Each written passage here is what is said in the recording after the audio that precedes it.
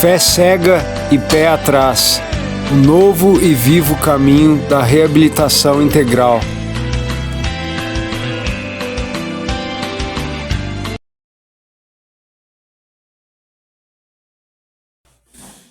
Bom dia novamente, depois de uma folga aí, né? Uma folga esticada, graças a Deus, estava precisando. Estamos de volta. Na semana passada a gente começou com os 3 primeiros passos, né, que diziam que admitimos que éramos impotentes perante a nossa adicção, perante o nosso problema, perante os nossos vícios. Tínhamos perdido o controle sobre nossas vidas. A gente veio acreditar, o segundo passo, que um poder superior, que Deus poderia nos trazer de volta ao que? Essa sanidade, a sensatez, né? E o terceiro passo de entrega, um passo racional, de decisão. Decidimos entregar nossa vida e nossas vontades aos cuidados desse poder superior, cuidados de Deus, né? Porque a nossa vontade é ruim, imperfeita e miserável, né? Ele só quer fazer coisa ruim. Nosso poder superior, a vontade dele é boa, perfeita e agradável. Então hoje, a gente vai introduzir o quarto passo. É uma tacada só o quarto passo e o quinto passo. Por quê? Porque em internação, internados, fazer o quarto passo é difícil. O que é o quarto passo? O quarto passo é você sentar, pegar papel e escrever. Escrever a sua história de vida, meu irmão. O enunciado diz assim, fizemos um minucioso e destemido inventário moral de nós mesmos. Inventário moral o quê? Você sentar e começar a escrever. Um inventário, uma coisa grande, exaustiva. As falhas suas, os acertos seus, os medos que você teve. Quando você começou a fazer coisas erradas, quando você começou a fazer coisa certa. Então muita gente tem medo de fazer. E os 12 passos, eles se recuperam. Para quem faz o quarto passo também, é uma sugestão. Em clínica é difícil fazer, é difícil ter papel, ter caneta para escrever. O meu deu mais de 120 folhas, cara, no quarto passo quando eu fiz. Pra você ter uma ideia. Eu fiz. Eu falei, tudo que é me dado pro meu bem, para minha recuperação, vou tentar fazer. Se dá certo para algum, então, seja um que fez, eu vou fazer também. Aí eu peguei e fiz, sabe? Depois vem o quinto passo. O quinto passo é o quê? Quando você já está ingresso no programa de recuperação, você tem um padrinho, né? Uma pessoa que você confia. Aí você já vai ler para ele esse inventário, para você ter um feedback dele. Isso aí só pode ser feito para uma pessoa que você confia também. Não pode ser feito para qualquer uma pessoa. Para qualquer pessoa. Né? Qualquer pessoa, você não pode dizer o que você fez na sua vida às vezes. Por isso que muita gente não faz o quarto passo. Tem medo. Medo de encontrar o monstro de novo. Né? Ou se você já se tornou um mocinho, né? Tem um mocinho e um bandido, né?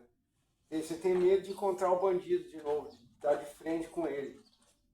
Tem medo das coisas que você vai descobrir acerca de você mesmo. Foi só quando eu comecei a usar droga, foi quando em 2015, sabe? 95, foi só quando eu tinha 16 anos. Não. Muitas vezes, cara, tem um versículo bíblico que está lá em Provérbios 20:11. Fala assim, até a criança se dá a conhecer. Até crianças mostram quem são por sua conduta, se agem de modo puro e correto. Então quer dizer que até a criança sabe, quando ela faz coisa errada. Até ela sai correndo, ela sabe. Então a natureza exata da sua falha. Eu lembro, quando eu fui fazendo, eu fui lembrando quando foi a primeira vez que eu peguei um dinheiro ali que não era meu, quando eu peguei uma coisinha que não era minha, quando eu fiz algo, quando eu provei algo, sabe? Sem medo. É difícil não ter medo de fazer isso. Porque qual que é o propósito disso? É uma análise minuciosa de todo o meu ser. Vocês lembram da roda da vida? Todo o meu ser. A minha parte intelectual, o sentimental, a minha parte espiritual, em tudo que eu acredito, integralmente. Eu preciso fazer essa autoanálise para saber se eu fui influenciado ou se eu fiz uma escolha. Se eu fui influenciado para usar droga, para ter essa doença, que é o que dizem, ou se eu fiz uma escolha. Se eu não tive escolha, ou se eu tive uma escolha. Né? E muitas vezes, a grosso modo, a gente vai ver que a gente sempre teve escolha. Nós sempre tivemos escolha. A gente adoeceu por causa de alguma coisa anterior à primeira vez que a gente usou, né? A gente chama de pecado. Já vem dentro de nós isso, né? E a gente deu continuidade a isso, a todo vapor. A gente não valorizou que a gente tinha, a nossa história de vida muitas vezes. E a gente deu continuidade a uma coisa que a gente achou gostoso e foi para frente. Então a gente tem medo de lembranças, a gente tem medo da autoconfrontação, medo de se enxergar. Isso tudo pode atravancar o nosso processo de recuperação. O que é atravancar? Pode travar. Se eu não faço o quarto passo e o quinto passo, está um ligado no outro, né? Como é que eu vou fazer o sexto, o sétimo? Aí você pergunta, mas o que é essa história de 12 passos? Pô, não são nada mais, não é nada mais, nada menos que uma regra de vida, meu irmão. É um estilo de vida, né? É a maneira certa de se viver. Tem gente, cara, que não precisa de saber de 12 passos e vive direito. Já faz os 12 passos sem nem saber. Sem nem saber. Porque só viver direito, irmão. Viver uma vida digna, viver uma vida regrada pelos princípios espirituais, éticos e morais, que são bíblicos, na verdade. Que vêm de Deus. Então é só seguir. Quem tem uma vida de boa, paga as contas, respeita um, respeita o outro, tal, já segue os 12 passos sem nem saber. Sem nem saber, velho. Só que nós tivemos um problema, às vezes, com os nossos vícios, com as nossas fraquezas, os nossos encostos, os nossos hábitos. A gente tem que saber mais a fundo o que é 12 passos. Então hoje a gente está vendo o quarto passo, que é sentar e escrever. Por que eu não posso pular do terceiro para o sexto? Porque se eu não souber a natureza exata das minhas fases, como é que eu vou chegar no sexto e me prontificar a pedir para Deus remover meus defeitos? Se eu não vi quais são meus defeitos, se eu não procurei saber. Tá vendo? É uma coisa ligada no outro, não é à toa que tem o quarto e o quinto. Se eu não fizer eles, eu não consigo fazer o sexto, o sétimo, nem o oitavo e o nono que são ligados também, sabe? Então, é uma coisa pede outra. Então, se eu não fizer isso, atrasa o meu processo. E agora, quem sente e faz, escreve, ó. Quando eu era criança, eu estudei em tal escola. É assim mesmo, cara. É destemido. E pode falar. Mas esse destemido, inventar ele é muito perigoso. Você pensa que todo mundo que eu prejudiquei, você vai pedir perdão? Você tá doido? Não, pedir perdão, isso aí já é outro passo, meu Deus. Isso aí já é o passo 8 e 9. Destemido inventar. Sim, não. Não, você não pode ter medo de escrever a sua história, cara. Você vai escrever. Enquanto você tiver medo, você está negando você mesmo. Não, mas chegar lá e pedir perdão. Não, mas isso aí é outro passo. É o oitavo e o nono passo, isso aí. É lá para frente. E aí a gente vai ver também que você não tem como, às vezes, você pedir perdão para todo mundo.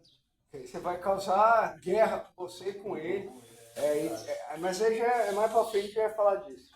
Então, agora, o sugerido o que é? Escrever, realmente. Se você não escrever, pensa pelo menos, sabe? Faz ele na cabeça, ó, meu. Senta e pensa, nossa, sabe?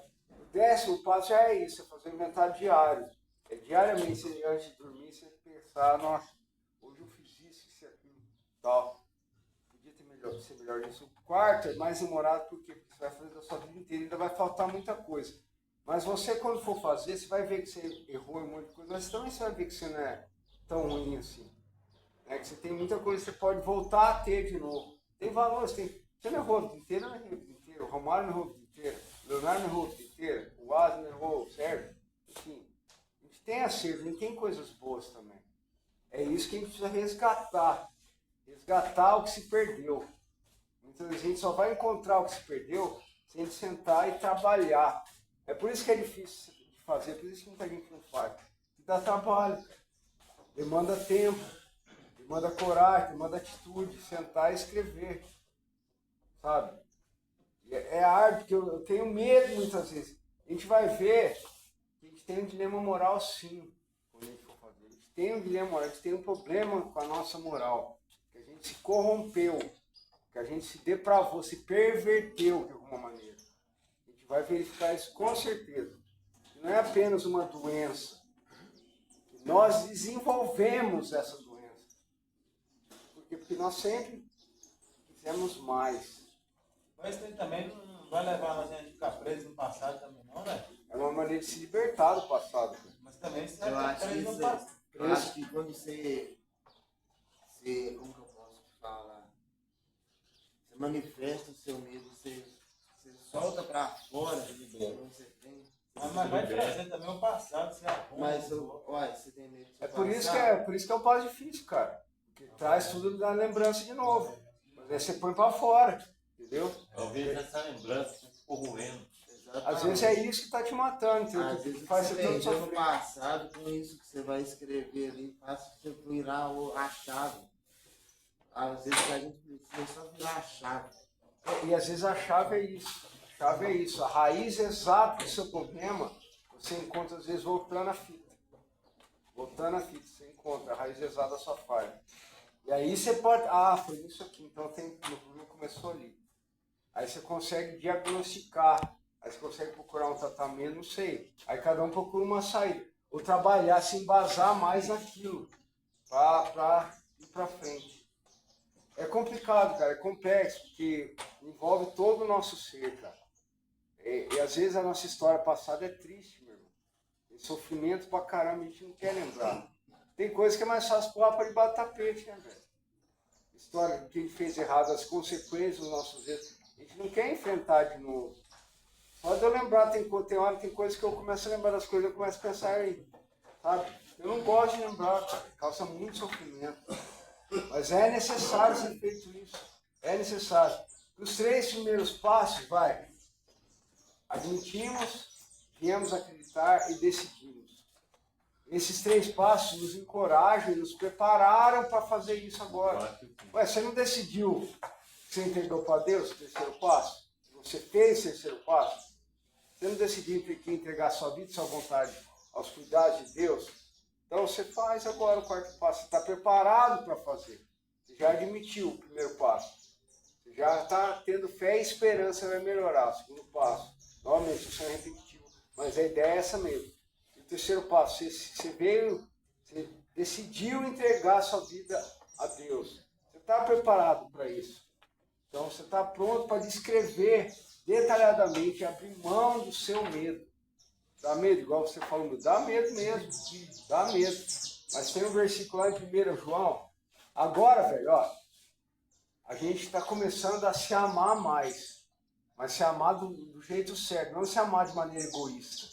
Porque antes, a gente fazia tudo de errado, pensando em nós mesmos. Era um amor que a gente nem tinha noção. Mas era um amor por nós mesmos, pela nossa própria vontade.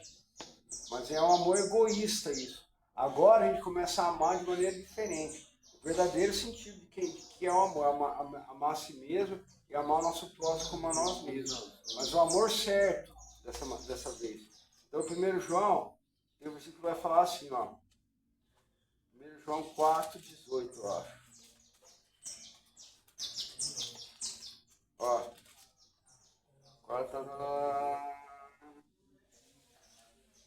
Ó. À medida que permanece, Deus é amor e quem permanece no amor permanece em Deus e Deus nele. À medida que permanecemos em Deus, nosso amor se torna mais perfeito. Assim teremos confiança no dia do julgamento, pois vivemos como Jesus viveu nesse mundo. Esse amor não tem medo, pois o perfeito amor lança fora todo medo. Se temos medo, é porque tememos o castigo. Isso mostra que ainda não experimentamos plenamente o amor. Você tem medo? Em outras palavras, é porque você não entrou no programa ainda. Você não fez esse 3º passo. Você tem medo. Quem já fez os 3 primeiros medos já conhece, tem concepção de um Deus superior que pode te ajudar. Você tem a compreensão que você entregou o caminho para Ele, que Ele está te ajudando. Então, mesmo que você passe pelo vale da sombra da morte, você vai ter quem te ajude. Você não vai ter medo. Isso. Não tem mal algum, porque tu estás comigo. Eu sei vai me consola. Então você vai estar na caminhada já. Já está, então você não vai ter medo, você já confia. Né? O tempo voa, o tempo se perde, o tempo não para, meu irmão. Não tem como voltar atrás. Tem como você acertar daqui para frente. Por isso que às vezes a gente tem que voltar atrás, procurar, mas é para ser feito uma vez só. Você faz, né, profundamente e já era. Aí depois você faz a sua manutenção diária, que é o 10º passo, como eu disse aqui, que a gente vai ver daqui a algum tempo, né? Eu estou dando a oportunidade que agora eu vou fazer os 12 passos sequenciais, né? Então já fizemos os primeiros 3, 4º e 5º, hoje e amanhã, né? E depois a gente começa a fazer especificamente alguma coisa. Mas sempre vai estar englobando os 12 passos, em tudo que a gente for fazer. Vai ver que tem uma ideia aqui, mas está sempre casado com algum passo. Então hoje a gente está falando do quarto passo. Talvez o nosso principal inimigo, nesse momento, seja a negação. Ah, eu não vou fazer por causa disso. Ah, eu não tenho tempo. Ah, eu já estou bem. Ah, vai causar muita coisa. Vai causar, sabe? E é até uma maneira de você se autoproteger. Você não quer se sentir ameaçado. Você não quer sentir, você não quer ter medo. Você não quer sentir o que outra pessoa pode te observar, pode te julgar. Você não quer ser julgado, né? Então, isso pode atrasar, pode fazer demorar cada vez mais a nossa recuperação. Por isso que eu falo, é sugerido isso, cara. Faça. Faz toda a diferença. Você sentar, escrever, depois você vai ter a sugestão, queimar aquilo. É até uma maneira simbólica, você está queimando a sua vida passada. Né? Você está queimando. Claro que não é real isso, mas serve para você até na sua cabeça. Ó, meu passado já era. Sabe? Você está se libertando. Sabe? Esses bloqueios te impedem de ir para frente, te amarram. Essas tendências, esse enrosco, essas feridas que a gente tem. Tá vendo? É uma coisa, é o que eu sempre falo, é profundo. É difícil de fazer. É simples, só que é difícil de fazer. É muito difícil. Eu vou encarar a vida, mas eu vou ver o que eu quero manter dentro de mim. Por que eu não faço isso? Porque muitas vezes tem muita coisa que a gente quer manter com a gente. A gente não quer pôr para fora. Ah, não, isso aqui, a gente escolhe algumas coisas. Escolhe, isso aqui eu tenho que ter, isso aqui eu não vou entregar para Deus, não, isso aqui eu vou entregar. Né? E a gente se perde novamente, muitas vezes, e a gente não resolve entregar de uma vez. A gente não faz, porque assim, a gente não usa a ferramenta que está na nossa mão. Essa ferramenta que eu estou dando hoje é difícil de usar, mas dá para usar. E quem usou, fez funcionar o aparelho. Fez funcionar. O que fez? Ah, isso não quer dizer que você não vá ter problema logo mais e recair. Isso não quer dizer nada. Mas você fez o que te é sugerido. Então você se libertou de uma amarra que estava te amarrando. Até redundante isso. Se libertou de alguma prisão. Né? Eu não sei qual prisão que você tem, eu não sei qual que é o seu passado, qual que é a sua história. Mas eu sei que existe um poder superior capaz de libertar e te ajudar na manutenção desse processo, desse seu processo de libertação, processo de caminhada pelo novo e vivo caminho da reabilitação integral como ser humano. Não só liberdade das drogas, da bebida, do jogo, do sexo, a liberdade de tudo. Para você continuar seguindo a sua vida. Ter uma vida produtiva, meu irmão. Honrar o seu nome, pagar suas contas. Então, lembra-te, vou fechar com o último versículo. Está lá em Apocalipse. Lembre-te de onde caísse. Arrepende e volta à prática das primeiras obras. Lembre-te de onde caísse. Lembra onde você caiu. Arrepende e volta à prática das primeiras obras, como você era antes. Mas você primeiro tem que lembrar, isso é dolorido. Aí você se arrepende. Você lembrou, eu errei ali, eu me arrependo. Aí eu volto para a prática das primeiras obras, que é o caminho certo. Beleza? Beleza. Fiquem com Deus, até de tarde. Luto pra sobreviver.